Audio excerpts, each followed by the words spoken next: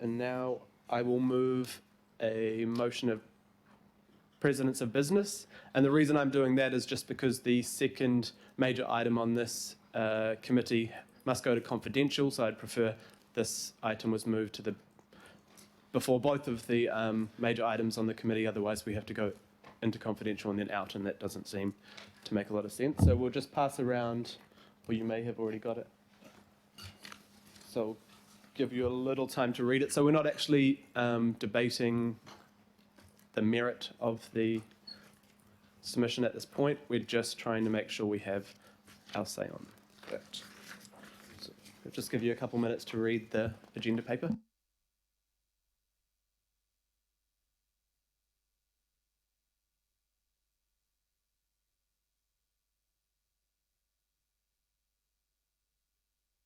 Pearl, would you like to come to the table?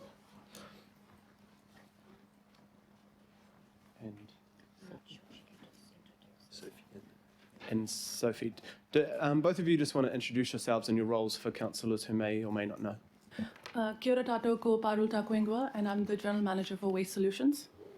Morena Frank, and I'm the Team Leader for Strategic Planning and Waste Solutions. And if maybe for councillors, could you just explain why we're here today and why this has actually come to the table with very little notice? As you mentioned, Mr. Chair, that the government has put out a consultation document reflecting on the waste levy that we have in this country. It currently stands at $10 per tonne, and they are wanting to look at increasing that and also expanding it as well. So the proposal stands to move it from 10 to about, I think, $50 to $60 by middle of 2023. So we are wanting to consider it in its fullest in terms of the implications that it will have on us and the opportunities it presents for us. It is also wanting to, as I said, expand, which means the current levy sits on just the landfills, and it is wanting to see what other fills where it could be put on so that there is no migration of waste from landfills, just to avoid the landfill levy. So they are looking at it in a holistic way. For us to be able to consider it, we do need a little bit of time. It is quite tight because they are wanting feedback by the 3rd of Feb. And as you mentioned, there are no committee meetings that we can bring it back to. So if you appoint a group that we can work with and then have you sign it off, we will be able to make the submission in time. It is quite critical for us to make the submission. As part of the waste plan, we've always said we are wanting to promote this because we do see a lot of opportunities, but we want to be able to give it the facts and the background to it in our submission. Any questions, councillors? Councillor Sayers. Thank you, Mr. Chair, and congratulations on your, first day, and all for your welcome. My question was just around understanding, trying to unintended consequences about the diversion of out of landfill into other sites. I'm assuming you might be many managed sites, that type of thing. So could we just elaborate on that a little bit? Are you saying in the paper you'd like to outline in our submission that that's a concern, we'd like that potential loophole shut? As I understand, and we haven't gone into the detail of the document as yet because it came out yesterday, but they are proposing a levy on managed fills and monofills as well. So they have taken that into consideration, that it is a good idea to expand it out so that it does not, that unintended consequence does not happen. Yeah. That sounds good. Councillor Cone. Thank you, Mr. Chair. Tēnā kouroua. I really welcome this proposal by the government because it's very long overdue, and I think it's recognised as an anomaly with the levy. But I just was curious to know, in the when we debated the waste management and minimisation plan, I thought council took a leadership position on what the levy should be set at. Do we actually have a number that we have advocated for previously, or that's come through through the work that's been done? Yes, we do, and that actually sits quite high. It is at about 140, and that's based on experience overseas. But it does also talk about the importance of ramping it up steadily, and the government indicating that it needs to have a stepped approach through it. So this would be a step in the right direction. Councillor Newman. Difficult to discuss this without discussing some of the issues that we had yesterday. But with the government proposing the increase in the landfill levy, it raises the issue of what to do with a number of products, disposable products that are no longer required by households. But it doesn't yet resolve the issue of what sort of opportunities there are for an alternate market. So what understanding do you have of the government's need to ensure that any capital that they invest in new technologies for handling recycling is complemented by the operating funding necessary? Because it seems to me that inherent to any future recycling scheme will be an enormous level of subsidies, and I don't think that that's fair to have those subsidies paid for by ratepayers. The government is also looking at setting up, so they already have a National Resource Recovery Working Group, and they are looking at developing an infrastructure plan that is for the country, which will look at how do we actually spend the money that will be generated through the levy. So it will be directed towards where is it that you need, for that very reason, to say how do you actually build that capacity within the country to be able to divert. Because if you can't do anything with the product, then the levy will be a big disincentive. So, and I think as part of the submission that we will work on, we will bring those aspects out.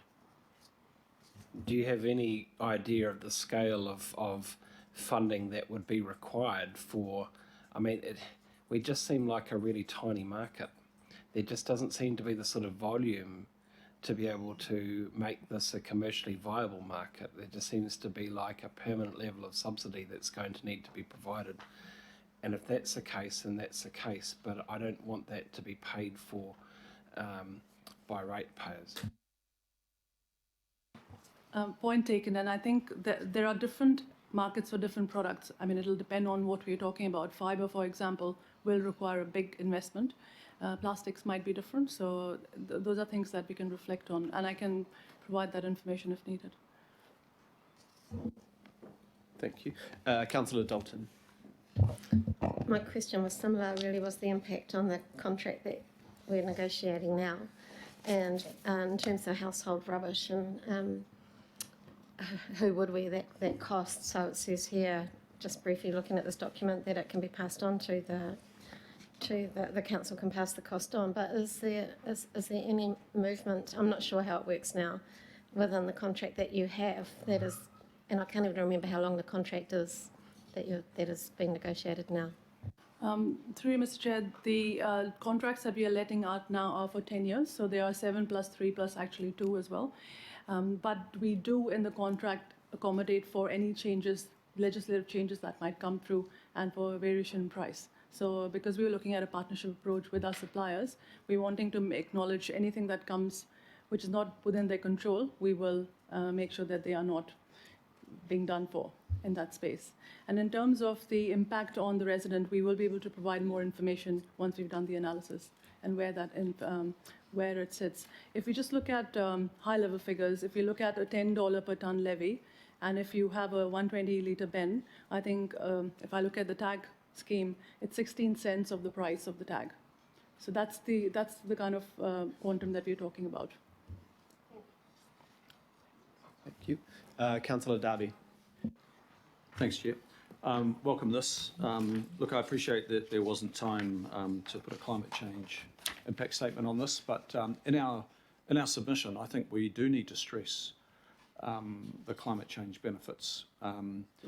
Since we made our earlier submission on the waste levy, and I, like Councillor Cone, would like that to be our base and start from there, but take into account that we have now signed up to a climate emergency and we're out for consultation and closing in on our action framework. So they are two big moves on our part, and then of course the government, as the Chair's reminded us at the outset, has signed up to the Zero Carbon Act. So there's not a lot of reference to the climate benefits of making this move currently, and I think we need to reinforce that. That's probably my statement there.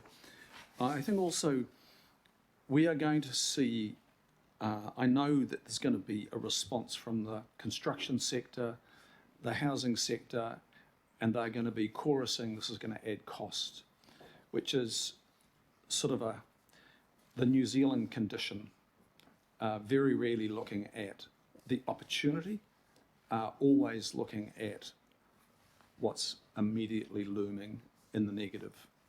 And I think it would be really helpful to grab some of the examples from municipalities in New Zealand, around the world, and show that whole new industries have been spawned and prosperity has been spawned out of increasing levies quite substantially.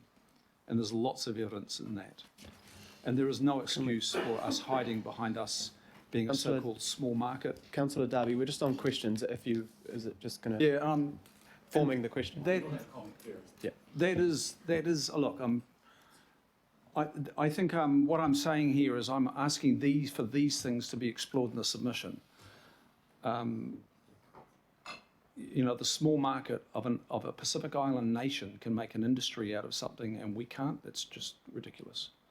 So some of those things for me, because are really, really important.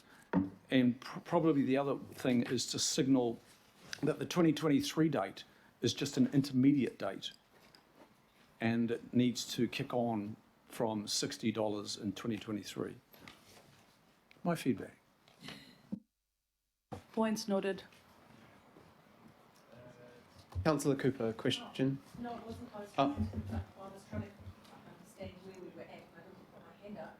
Okay. If we're having questions, because I wasn't sure if there's questions or not. So I'd like to find out how to speak.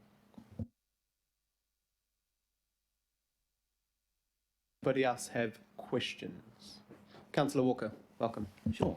So, just in respect of the impact of the levy, and we've obviously known about a proposed increase for some time now because the government signalled it, have we done any modelling on the impact of various levy scenarios, increase in 20, 30, 40, 50, going up to the Australian amounts and possibly beyond? Yes, we have, and that was part of the report, excuse me, that we had put to the ministry earlier as well, and that's where the $140 value came from as well. So we do have that information, but given that this proposal has more detailed information in terms of what they are proposing with the other fields as well, so we'll do a holistic submission in that context and have that presented to government again. The other question just goes to where the money goes. So as it stands now, we only get part of it, I think. What is it, 50%? Are there other scenarios that we've looked at where we might get 70, 80%, and we might be better placed to determine that, and I'm reflecting on the localism provisions or suggestions that local government New Zealand is making. So have we considered that? That can be part of the submission in terms of wanting to have the local government share of the funding coming back to us. But as far as I'm aware, they are looking at whether that extra money can be invested into infrastructure that goes for the nation rather than specific councils. So I guess as part of the working group that we get nominated today, we could work on those aspects and then look at what do we submit to them. Sure. I understand that. I think the reason I'm asking that, and it goes to my question, is that Auckland is by far a way different to any other council. I mean, the scale we've got at this point and into the future means that what happens in Auckland is most constructive in terms of reducing waste. Thank you. Got a few more speakers, but I would just move what's there. Remember, we are looking at just appointing the working group to put a submission forward, and basically on the plans and things we have already approved as a council. So I would just welcome Member Wilcox. You had a question? Oh, sorry, I haven't sat in this seat for a while. Yeah. This is just a straight out question. What will the engagement with Māori be regarding providing some information for us in this submission? Given the tight timeframes around this, we are requesting a member of the IMSB to be part of the political working group. In the past, when we consulted on the waste plan, we have had feedback, so we can incorporate that work that we've done into the submission as well, which was in 2018. Thank you. I assume Meg offers not a question? No. Okay. So we'll just have last question, Councillor Walker. And that is why the working group is limited to the chair and deputy chair. For example, if I look at myself, I led out the council's waste strategy in the first term. I've got an abiding interest in this area. I'd certainly put my hand up to contribute. So I just toss that in.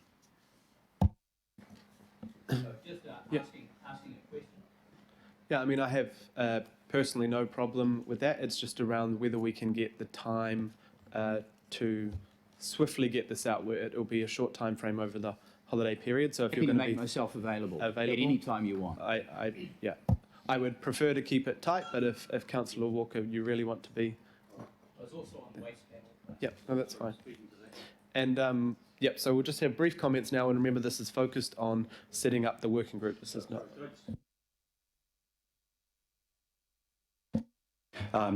Look, I think all of us have got an interest in this, but I understand that you have to keep it tight. Perhaps you can indicate a way in which we can feed material, all of us feed material into your working group. That might be the best way to deal with it, because I'd like to feed something in just like Councillor Walker would. So either you can meet on a one-to-one, or we can put something in writing for you. It might be more efficient for some of us to actually be on the panel. I mean, I was on the waste panel, for example. So I've made the call. Sure. If the seconder is happy with that, to add Wayne at this point, but I would prefer not to increase it, and I will be asking for input. Wayne's shown an interest, and no drama for me.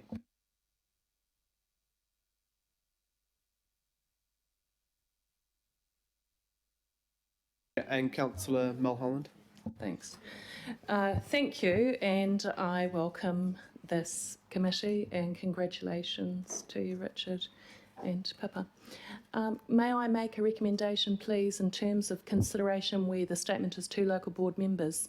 My recommendation is 1 chair from the west and 1 chair from the south, instead of just putting 2 local board members. And I say that just because of the area of influence. A question, if that's possible, could be answered, please. It's probably more a political answer, but I would prefer to just leave that up to the chair's group to choose whichever members or chairs they would like to do that. So I don't think I think we're trying to make sure we include local boards in a way. It is only 2, but I'd like to leave that up to the chairs forum to pick their own way to do that. Is that, I don't know who can answer that question, but. My question was chairs, not members, just so as that they are chairs because they're appointed by the board. So I think chairs would be the most appropriate people if you were going to appoint, and they decide, yes, but chairs, not just members, if that's possible.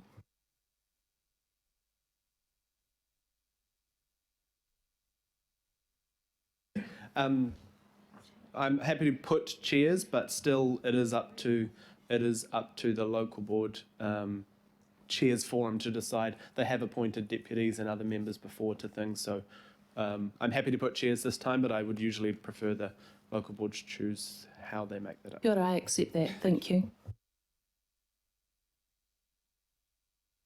The seconder, Pippa.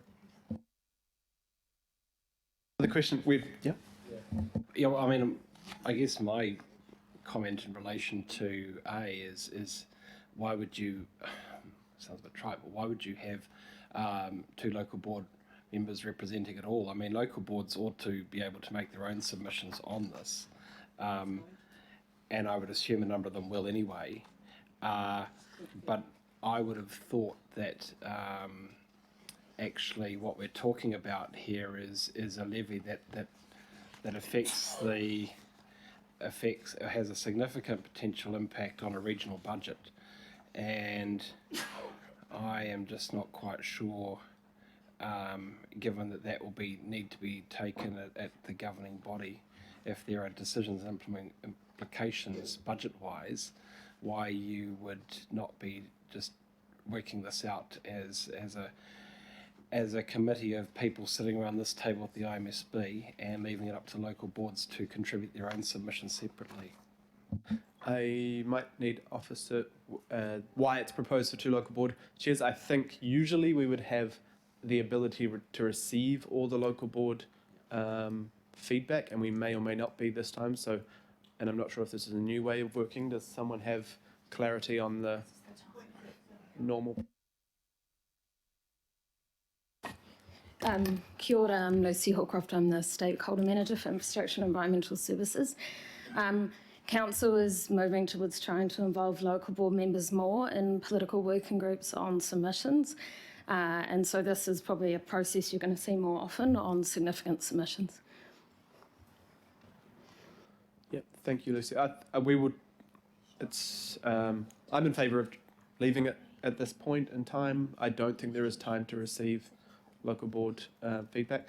I'm going to try and move on. This is largely about setting up a political working group to work on a submission. So if there is, I'm going to stop questions now, if that's okay. Or Your position on the involvement of Councillor Walker then, I thought I heard you say you were happy to have him as part of that working group. I'm assuming that's the case. Yes, that doesn't require an amendment. I asked. Well, I'm just looking at the resolutions. That's all. Yeah. So sorry, I had asked if it was okay with the seconder to put Councillor Walker in, and apologies. It's going to show now. I was happy.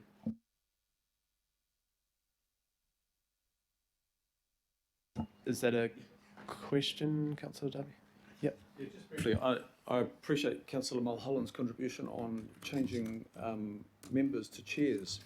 What that does, though, I'm very aware of a member of the Rodney Local Board who was very instrumental in the Safe Speeds campaign in the rural areas. That would not give her the opportunity to carry through her leadership in that area.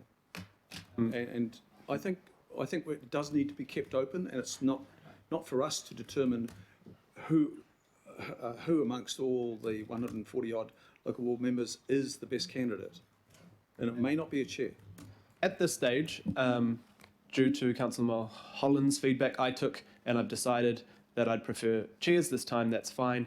I think largely the chairs forum will have to choose in that moment next week when they meet. We're on a tight time frame. I don't believe going out to all local boards to ask for their input will be a quick way to do it, but I'm really keen for future times to leave it open for the chairs forum to do it. But I've already made that call this time round, and I think it just might be a bit more seamless with the short time frame.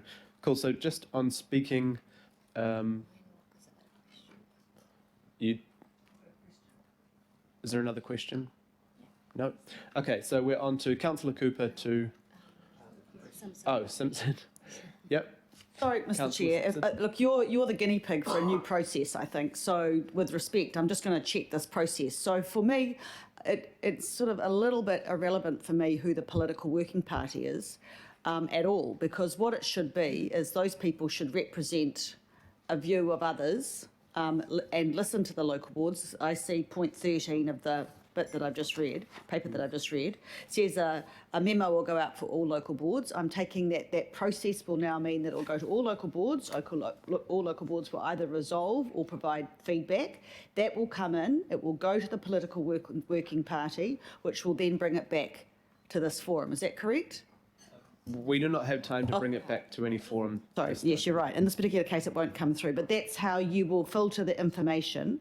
And so the sort of the final submission will be based on all that feedback. So actually, from a governing body perspective, or an environment and whatever this committee is called, climate change committee, we talk to the three people who are going to be talking, and the local boards talk amongst themselves and submit in by that way. Great clarification. Thanks. Yep, it's not going to be a perfect process, but I personally believe we need to lead on what we've already passed as a council before, use that and grow from there. So it will largely be around the ideas we've democratically supported previously, such as the waste levy in our plan prior to now. speaking turns. Mayor Goff. Thank you very much, Mr Chairman. I strongly support endorsing the government's moves. I accept the point that the levy might be higher.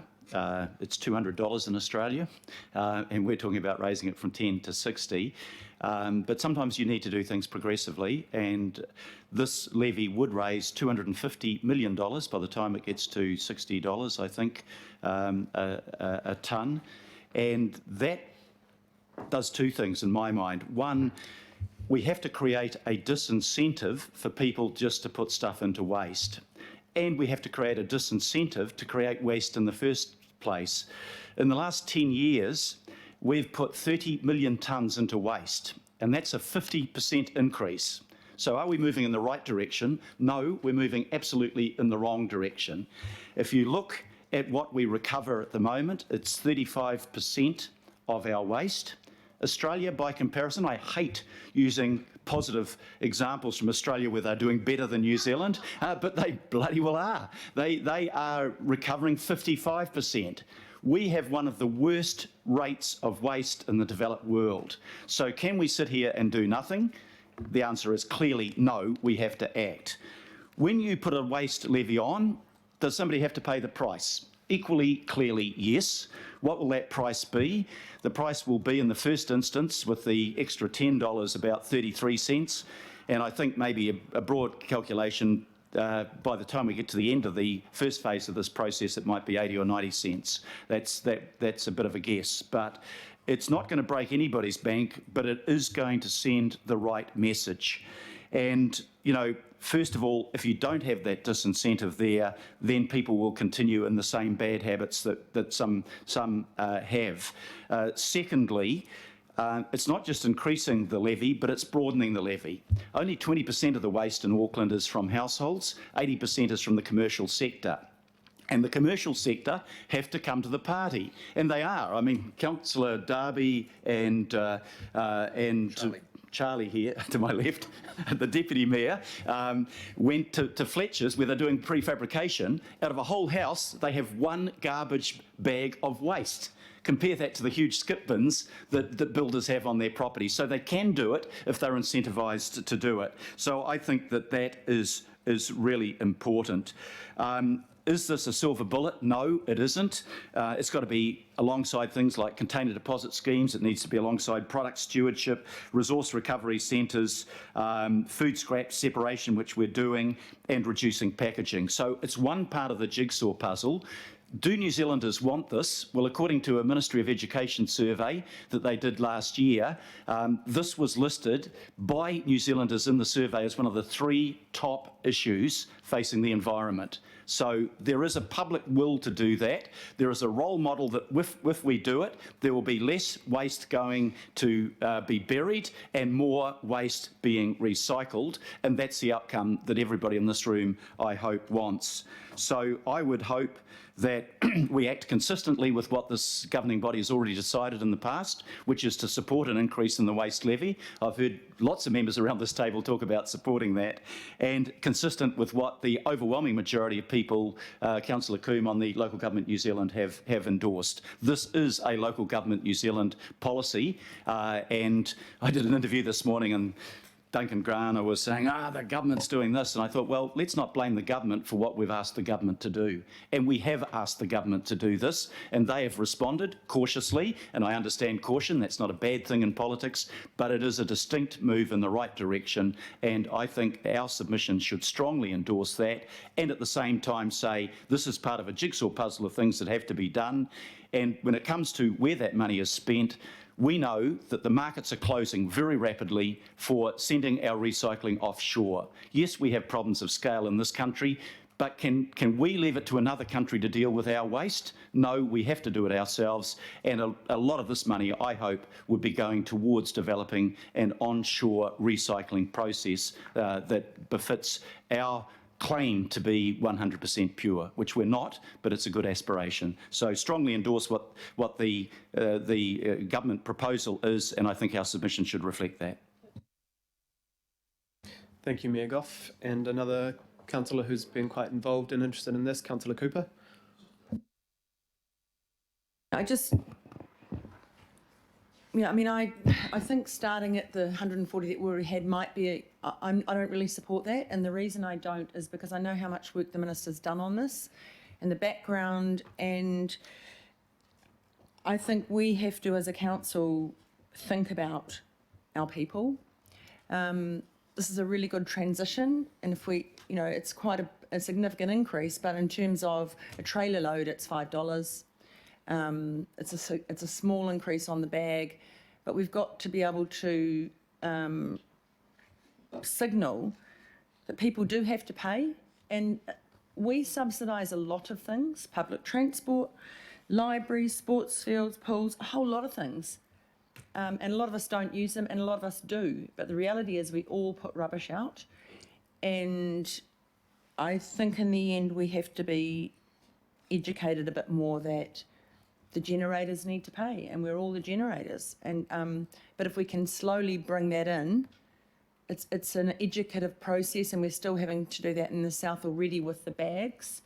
So we don't want to hit people too hard, but I think we have to signal that it needs to go up. It's inadequate, but also with the construction industry, that's a critical issue as well. They have the majority of the waste to landfill, and we're not really dealing with that as well as we could. So I think this is a very good start. I do think that our public would feel quite scared if we really went hard on, we've got to do 140, 150. I think we've got to be really mindful of that. But it is well long overdue that it's increased. So I support that, and I'm happy to just put a bit of input in if you're circulating in a bit. I'm not going away. But I do think we've been leaders in a lot of ways, and listening to the radio this morning, a lot of comments, well, Auckland Council are doing this, Auckland Council are starting that. We've actually been quite pioneers in some ways for New Zealand, though we've been a bit behind as a country. I think it's really worthwhile, but we can't be saying that the public shouldn't have to bear the cost, because that's actually not the way we've been going. We've been talking about making sure people who pollute pay, but we can't be as harsh. You can't start off really harsh. You've got to just gently put that in there. The other thing I think too is when people say, oh, there'll be more dumping, we need some education, or maybe in the submission, we have been doing education, but there's education for people. People say poor people are disadvantaged. Yes, they are. However, what are we doing, and what more do we need to do to educate people that buying the junk from the warehouse that lasts 6 months, and then it's like the $20 toaster, it's in the dump within 6 months sometimes. And sometimes it's about how are we supporting people to go, well, actually buy the $100 toaster that will last you 10 years. And, that's 10 less toasters in the dump. And I know it sounds a funny little kind of example, but that's it. We're buying a lot of junk, and we're importing a lot of junk that isn't sustainable. And I think that's the other end of it, because that's the waste stream. And are we addressing that as best we can? Because some of that isn't even reusable. Thank you. Thank you, Councillor Cooper. Councillor Henderson. Thanks, Mr. Chair. Just very briefly wanted to add my voice to enthusiastically support the proposals from the government here to raise the charge. It corrects a historic problem, I would say, that's really unacceptable. As we've talked about a lot, climate change is going to force us to change our behaviour in really drastic ways. And this to me is not even that drastic. I think it's just a very good start. And I also just want to add my voice to Councillor Walker's suggestion here. I think this is a good example of where localism should be applied, and actually Auckland Council should have more share of the revenue here. Kia ora, Councillor Henderson. So there are no other speakers? Oh. Kia ora, thank you. Just a seconder, I would like to add my voice to supporting this motion. I think the Mayor covered the context really well, and the facts and figures about where we're at now and where we need to go.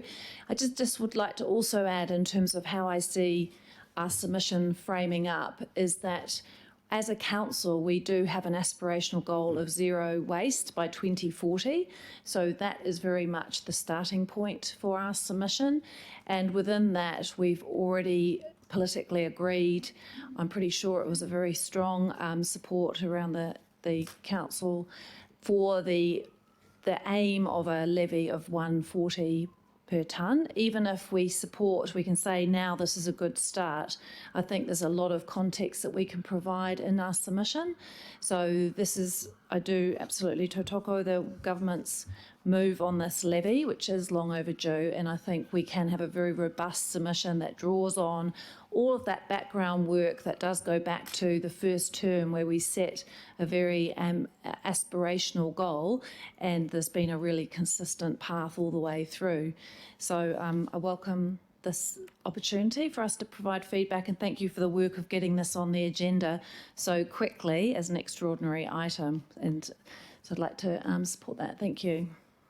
Thank you, Councillor Cone. Councillor Walker. Speak to this very briefly. So totally supportive. It's been coming for a long time. I'm not familiar with the research that the officers have already done around this issue, but my concern would be that if we don't have complete research, by all means, let's get a submission in by this date, but let's continue the information so it's flowing to the government, because I don't think that the decision-making process is going to be fast, and this is a moving feast. So hopefully it's escalating, and we need to have a comprehensive case that points to ongoing escalation. Thank you. Oh, Councillor Collins. Thanks, Chair, and great to see you in that seat as well. I just wanted to add my voice of cautious support for heading in this direction. I really like the context. I enjoyed watching the Mayor go head-to-head with Duncan and Mark Richardson this morning. It was fun to watch. Well done, Mr. Mayor.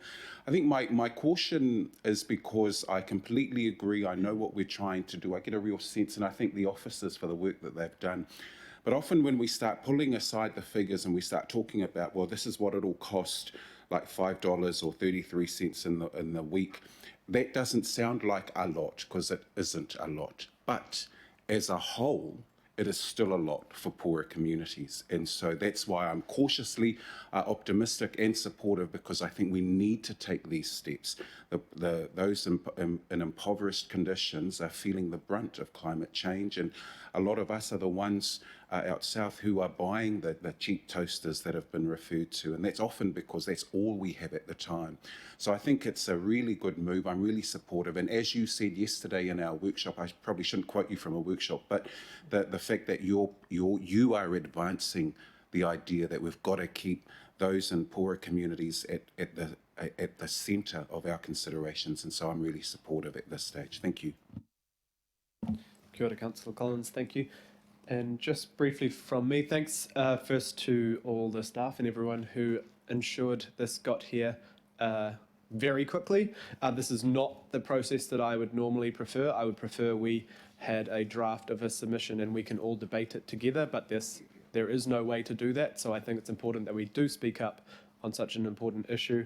I will ensure that we are including as much of the feedback we've heard today, and feel free to send me any other feedback you'd like. We do need to think about all communities when we're discussing this issue and the effects on them. I personally see over time the point of this levy is not to raise the money and charge more, it's to try our best to divert as much waste as possible and get people really thinking about how we can not create the waste to begin with. Because as we know, when we are dumping whatever we're dumping into the whenua, it stays there forever. As we've seen down the west coast in Te Waipounamu, the landfill came out of the land again, and we have massive issues there.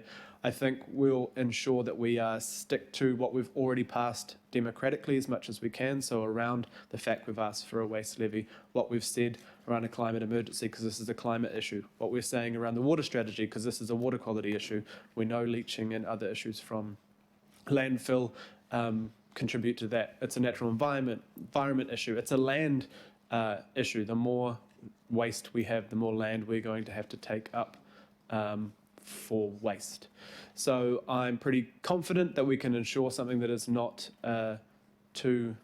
out the bounds of what we're expecting around this table, and we do need to bring the community with us, but it is those things we've already pushed for, and the community, right across the community, is asking us to act on climate change, on natural environment, on water quality, and zero waste, this is all part of that. So thank you all, and we will hopefully put together a really good submission. So thank you. Yeah, we probably need to move that. All in favour? Aye. Anyone opposed?